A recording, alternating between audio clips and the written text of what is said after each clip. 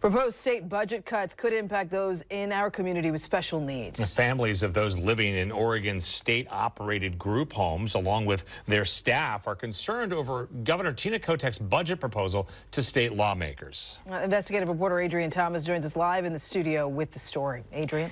Well, Riel, Pete, Oregon's Stabilization and Crisis Unit, or SACU facilities, have been operated by the state's Department of Human Services since 2012.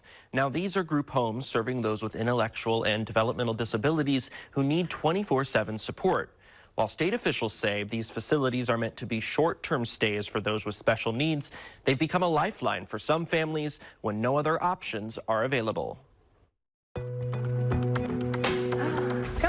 We first met Michael Kurnow at age 2 and his mother Charlene Davis in 2009 when our team documented Michael's rare condition called periventricular heterotopia, a condition hindering the development of a child's brain in their mother's womb. Michael was unable to speak or walk for the first several years of his life. Everybody wants their child to be able to ride a tricycle or be able to say mommy or daddy. Fast forward to this year, we caught up with Charlene Davis, her son Michael, now 18, and living in a state-operated Stabilization and Crisis Unit, or SACU, facility in Portland. SACU operates 18 of these group homes, serving about 90 individuals with over 700 staff. He has round-the-clock staffing, individual staffing, to help him based on his needs because he has some violent behaviors and outbursts at times. Michael eventually developed the ability to walk and talk as a child despite doubts from doctors. Davis says it was sometimes a huge challenge to find the right program and care that would help him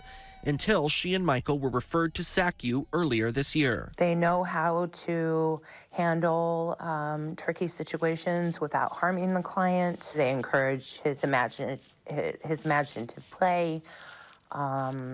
They encourage him to help. Davis says the state's SACU program has helped her son participate in community events like the Special Olympics and become more independent. But the future of SACU is now in question ahead of this next legislative session. According to staff from the Oregon Department of Human Services, which operates SACU, Governor Tina Kotek recommends a $45.6 million decrease in SACU funding in her 2025-2027 proposed budget. At a Tuesday hearing at the state capitol, officials stressed the SACU programs are becoming unsustainable. Back in 2016, the average cost per person per month was about $40,000.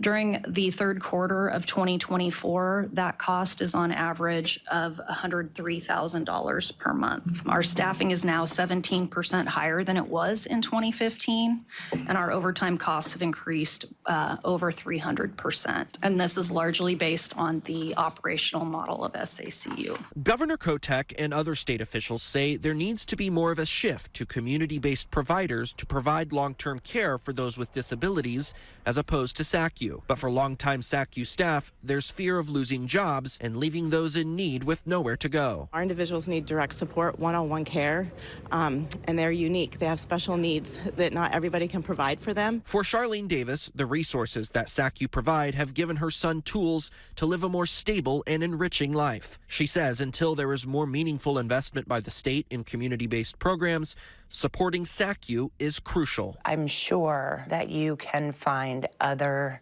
programs or additional monies to fill the gap rather than taking away from the people that need it the most. Now, we've also learned that Oregon's Secretary of State began an audit of the SACU program back on December 4th.